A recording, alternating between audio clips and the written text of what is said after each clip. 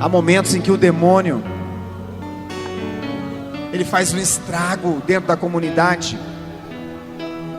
Não é tirando pessoas da igreja, é deixando pessoas na igreja mais apático.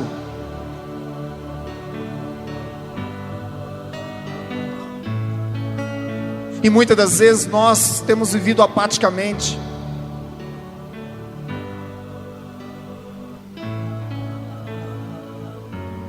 Muitas das vezes nós não temos ouvido as profecias de Deus, porque nós não oramos para ouvir as profecias. E a gente se reúne em tendas e não vem uma profecia. Não é assim no início da igreja. Mas toda vez que eles se reuniam, Deus falava e falava interiormente de uma maneira tão clara, que a igreja era e sempre foi conduzida ao longo desses 2000 anos, sempre conduzida pelo Espírito, o Espírito Santo dizendo: vai, faça isso. E hoje nos nossos grupos de oração, mas não vou falar nos nossos, quero falar do nosso, muitas das vezes não tem acontecido por mim e por sua. Toda vez Jesus disse: quando 2 ou mais se unirem em meu nome para orar, o que que eu vou estar? Aonde que ele vai estar? E você acredita que Jesus está aqui? Você acredita que Jesus está aqui? Então a nossa oração não tem que ser diferente? Sim ou não? Então fala para esse irmão: tu está esperando o que então? Você já sabe o que tem que fazer.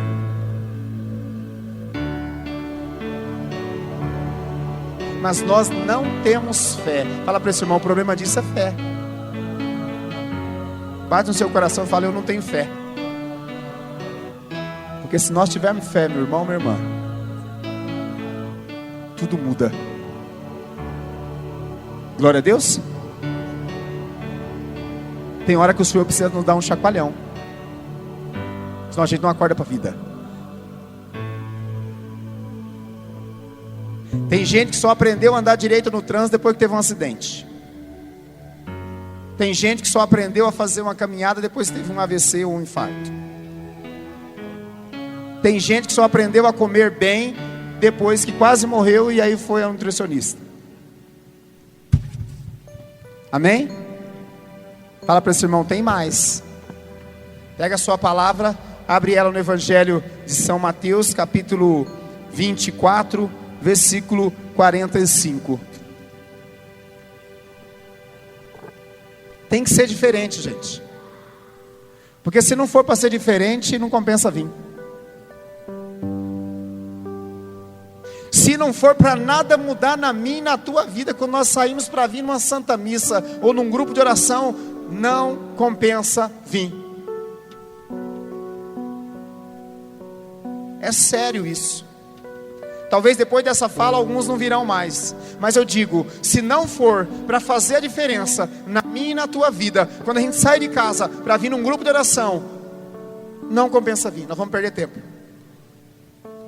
Se for para tudo continuar a mesma coisa, se for para nossa fé não aumentar, se for para nós voltarmos e ficar na vida, na vidinha mundana que a gente vivia, se for para a gente não ler mais a palavra, não compensa vir. E isso é muito forte, é forte. Porque daí você vai estar perdendo o seu tempo, e o seu tempo é precioso.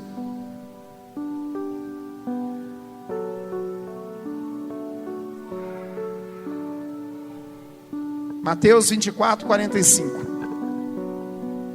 Parábola aqui na Jerusalém vai dizer a parábola do mordomo.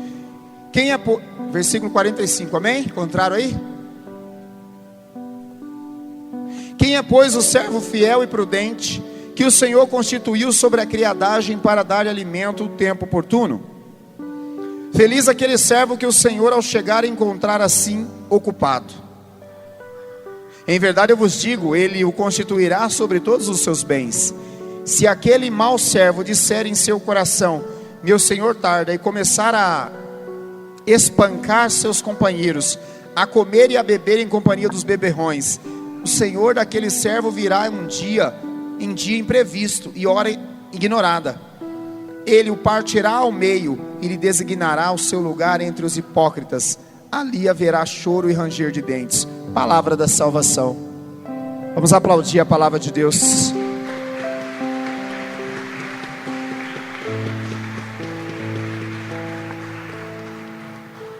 O tema dessa pregação é: o Senhor sempre escolhe o servo fiel. Fala para esse irmão: o Senhor sempre escolhe um servo fiel. Essa parábola do capítulo 24 do Evangelho de São Mateus, a partir desse capítulo 24, São Mateus o Senhor começa a falar do final dos tempos. E o Senhor conta uma série de parábolas. E dentro dessas parábolas está a parábola do servo fiel. Aqui na tradução de Jerusalém, o título é Parábola do Mordomo. Que mordomo nada mais é do que um servo. E começa o Senhor dizendo: quem é, pois, o servo fiel e prudente, que o Senhor constituiu sobre a criadagem da casa, para lhe dar alimento no tempo certo. Você acha que um senhor que ia sair, você acha que um senhor vai escolher um servo infiel? Sim ou não? Sim ou não? Imagina você que tivesse um mordomo, um empregado, você foi viajar, você colocaria alguém infiel para tomar conta da sua casa? Sim ou não? Então toda vez que Deus escolhe o servo fiel, o servo prudente. Deus chama o servo fiel e prudente, para que possa dar alimento no tempo certo da sua casa. Se Deus entrega a chave para um mordomo, esse mordomo conhece todos os cantos da casa, sim ou não? Esse mordomo é íntimo, ele conhece aquela casa.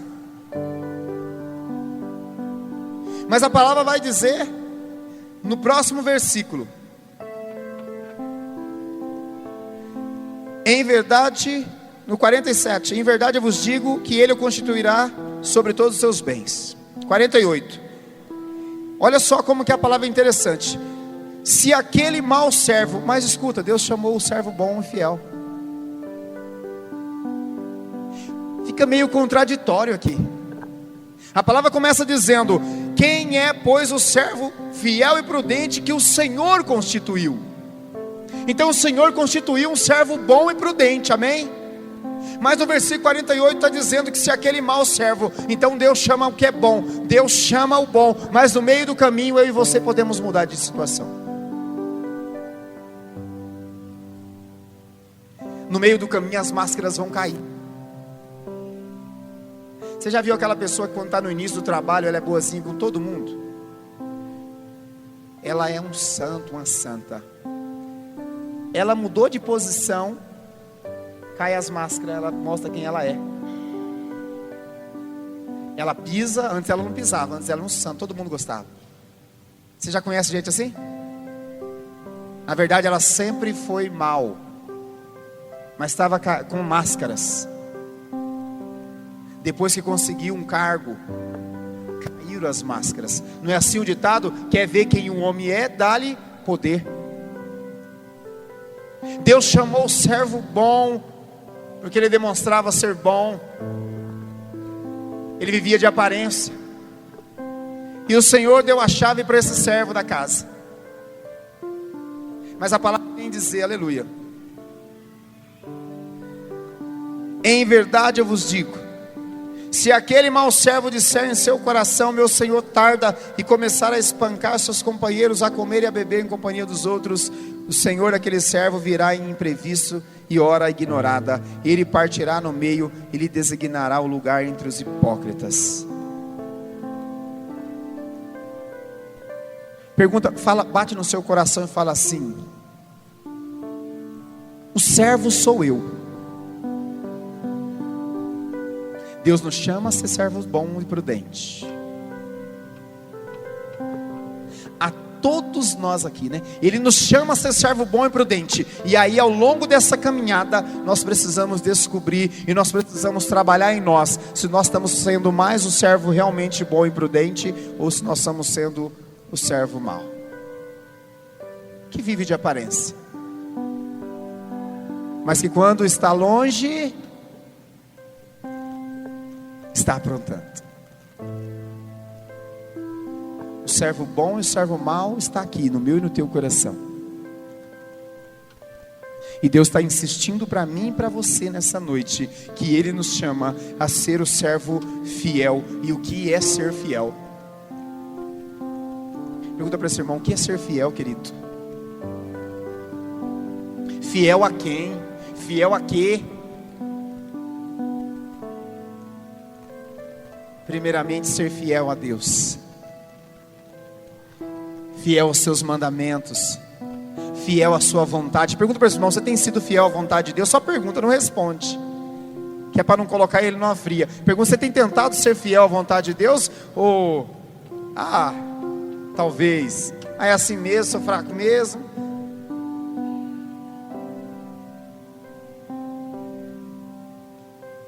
E aí vamos começando a observar em mim quem nós temos alimentado mais dentro de nós, se o servo bom ou se o servo mau. Porque se é o servo mau, eu quero dizer para mim e para você, meu irmão, se nós estivermos alimentando o servo mau, e se nós não nos convertermos, ele rachará o servo mau no meio. Eita, glória a Deus. Palavra dura, né? Será que não é por isso que o Espírito Santo, já no início desse grupo de oração, nos deu esse chacoalhão?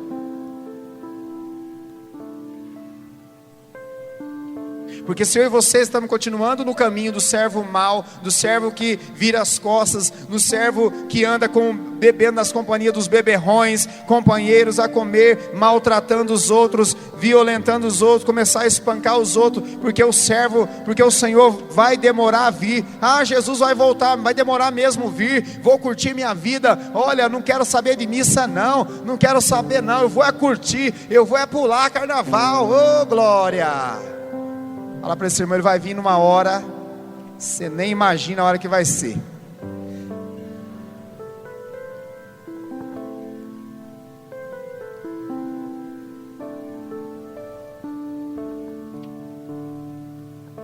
Isso é um convite para mim e para você, a ser fiel e prudente.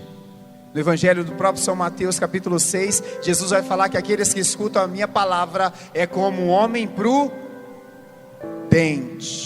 que colocou a sua casa sobre a rocha. Pergunta para esse irmão, aonde você tem construído a sua casa, a sua vida? Porque tem alguns aqui ainda que estão insistindo. Sabe a imagem que me vem agora? É impressionante. Vem a imagem sendo construída, metade na rocha, metade na areia. Você acha que essa casa vai ficar de pé? Vem agora no meu coração uma imagem. Arranca logo essa casa da areia e vai para a rocha, que é Cristo, porque ela vai desabar.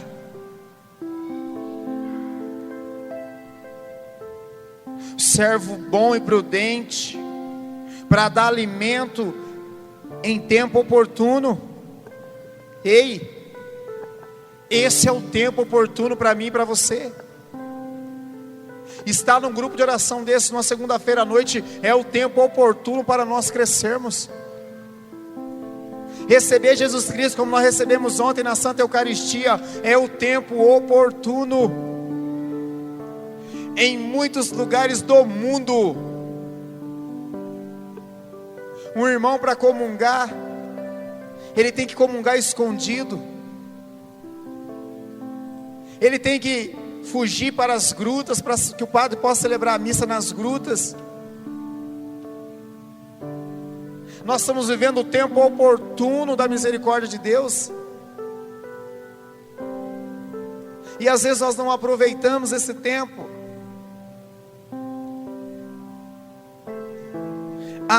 Fala para esse irmão, quando o Senhor voltar, fala para ele mais com coragem, quando o Senhor voltar, que ele me encontre como servo prudente,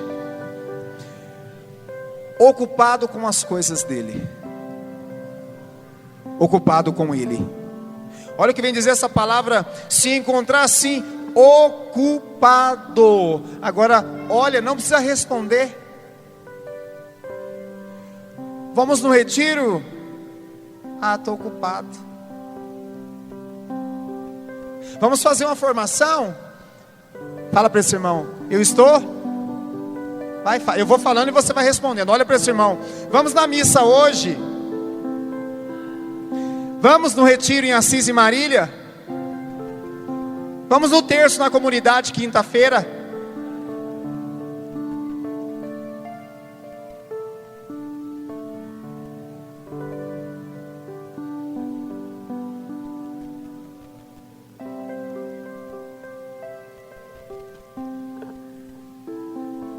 Eu vou esperar fundo. Vamos para as coisas de Deus. Vamos para as coisas de Deus. Eu estou.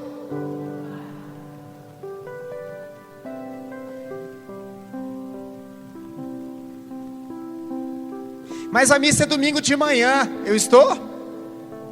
Tem 9 horas também. Então, para você dormir um pouco mais tarde, tem à noite, às 19. O Senhor vai rachar no meio.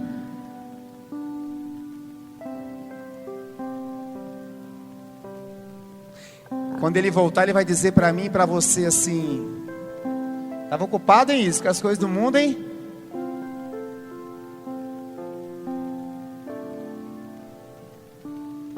Vai para o lago ardente.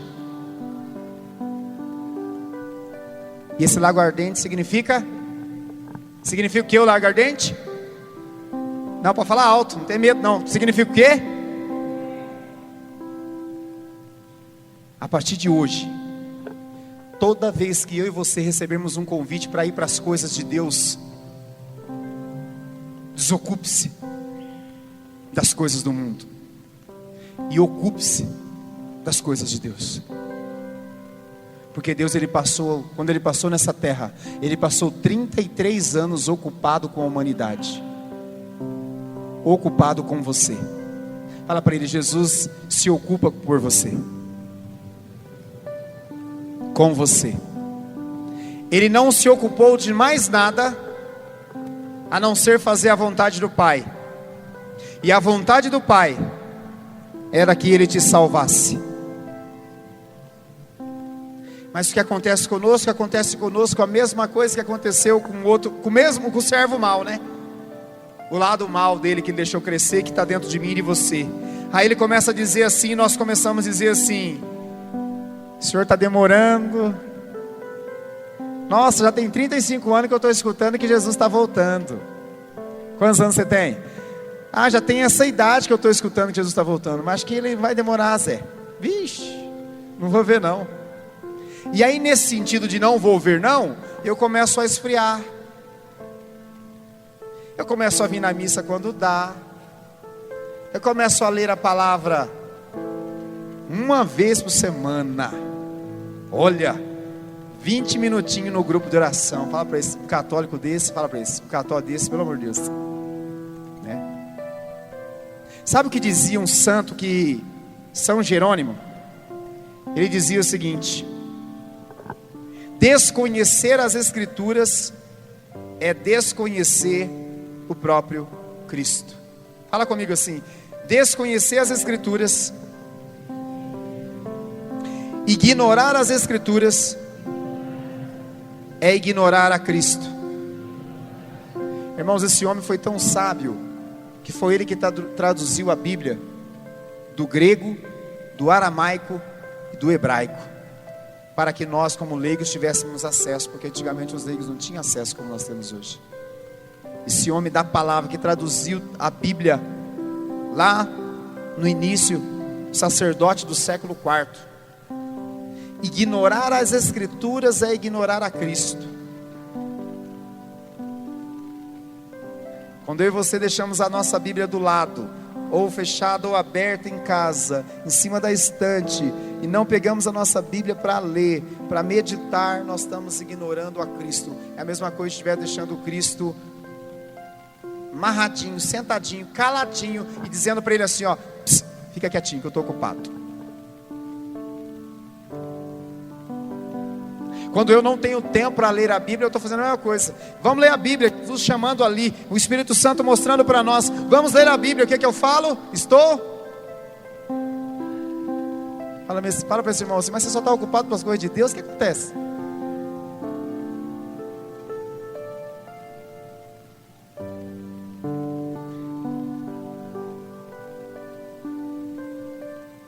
Ísio, mas você está pegando pesado hoje. Eu não, o Espírito Santo.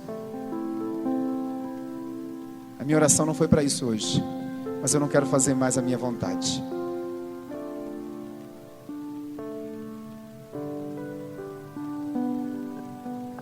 Fica de pé.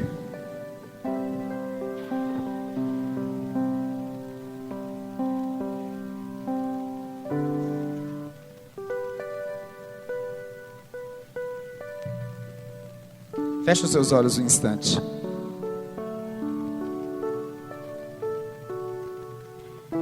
Reflita um pouquinho nessa palavra.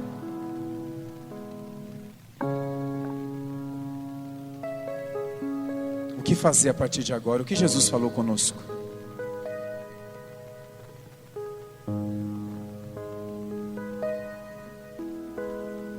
E aí eu me ocupo com a TV, eu me ocupo com a novela, eu me ocupo com o meu trabalho vira o meu Deus, e aí eu faço hora extra para Deus não, eu faço hora extra para o mundo, mas nunca faço uma hora extra para Deus. Sabe o testemunho que eu ouvia hoje? Abre um pouquinho os seus olhos para nós ir para a oração. Um grande homem de Deus, ele chegou nem sei pronunciar, mas no número 81 da Torre Gêmeas no ano de 2001. E ele estava orando no apartamento número 81. E quando ele viu o avião, um dos aviões, ele estava na janela. Não, está vivo até hoje, é vivo até hoje. E ele relata: sabe o que me salvou? Foi porque nesse dia, em vez de eu orar 1 hora, eu fiz mais 1 hora de hora extra para Deus. Ele entrou debaixo da escrivania e falou: Senhor, só Tu para me salvar nessa hora. E o avião deu em cheio naquela janela.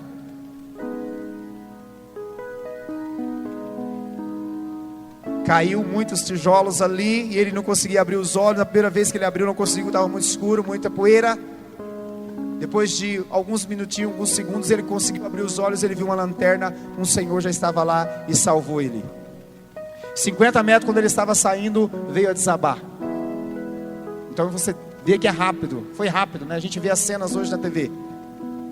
E ele disse: o que me salvou foi 1 hora a mais de oração que eu fiz para Deus. Foi 1 hora extra de oração para Deus. Fala para esse irmão: você não tem tempo para Deus ainda?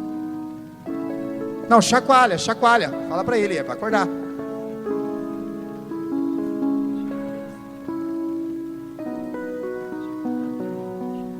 A partir de hoje, eu peço a Deus, e a imagem que Deus me mostra é a imagem de um relógio.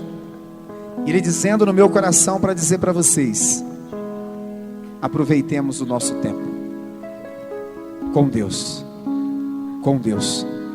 Porque 1 minuto longe de Deus é uma eternidade.